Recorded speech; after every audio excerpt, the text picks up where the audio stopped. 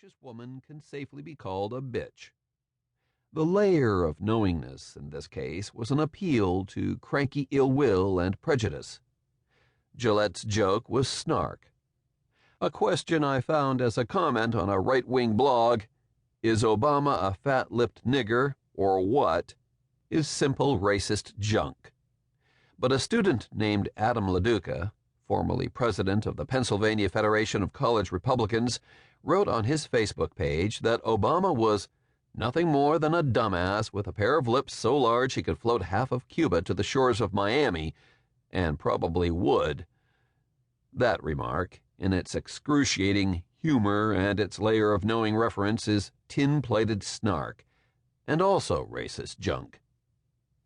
Snark is not the same as hate speech, which is abuse directed at groups. Hate speech slashes and burns and hopes to incite, but without much attempt at humor. Some legal scholars, most notably Jeremy Waldron of New York University, have argued that the United States, a tumultuous, multi-ethnic country with many vulnerable minorities, should consider banning hate speech by law, as some countries in Europe have done. But that is not my concern here. The legal issues lie far beyond the range of this essay, and, in any case, I am against censorship in any form, on the usual ground that it will choke legitimate critical speech as well as vicious rant. I will hunt the snark, but leave hate speech alone. I will also ignore the legions of anguished, lost people on websites and the social networking site Facebook who are convinced that, say, Barack Obama is the Antichrist. Barack was the name of Muhammad's horse, and who fly about wildly like bats trapped in a country living room, looking for a way to release fear. Madness and paranoia are not the same as snark. Nor am I talking about the elaborately sadistic young sports known on the internet as trolls. These are technically enabled young men, part hackers, part stalkers, who pull such pranks as teasing the parents of a child who has committed suicide, or sending flashing lights onto a website for epileptics. The lights may cause seizures. Fun. The trolls have a merry time screwing people up. What they do violates existing statutes. See Mattathias Schwartz's report in the New York Times of August 3, 2008 for the details. And if federal and state authorities had the energy and resources to pursue them, the trolls could probably be prosecuted for harassment.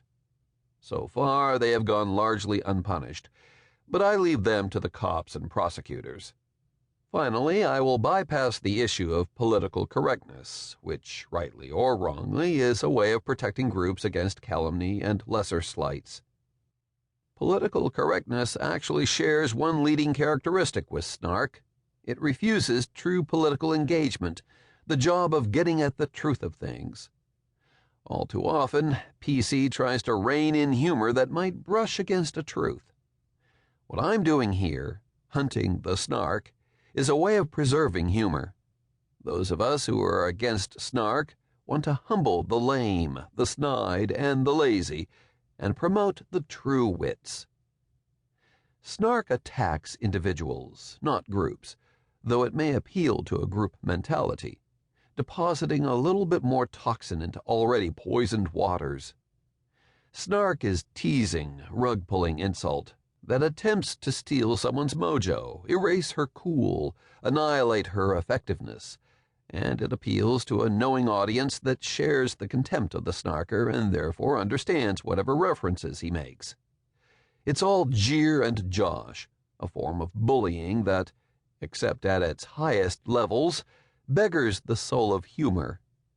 In the 2000 presidential campaign, Maureen Dowd of the New York Times had Al Gore so feminized and diversified and ecologically correct he's practically lactating in one column, and buffing his pecs and ridging his abs in another column. Which was it, effeminate or macho? Snark will get you any way it can, fore and aft, and to hell with consistency. In a media society, snark is an easy way of seeming smart. When Harvard professor Samantha Power resigned from Obama's campaign on March 7, 2008, after calling Hillary Clinton. To keep listening to this audiobook, I've left you a link in the description so you can do it at no cost thanks to Audible's 30-day free trial.